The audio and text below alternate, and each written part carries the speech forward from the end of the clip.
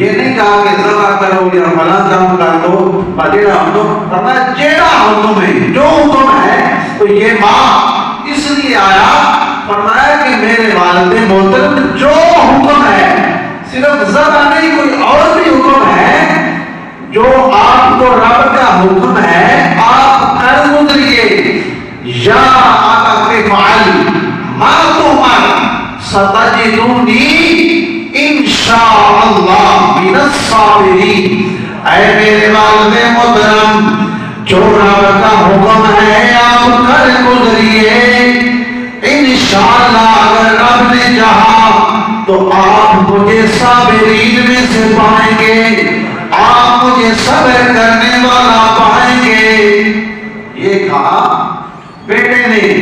تو علامہ اقبال رحمۃ اللہ علیہ نے لکھا کہ یہ فیضان نظر تھا یا کہ مکتب کی کرامت، سکھائے کس نے اسماعیل کو آداب فرزندی۔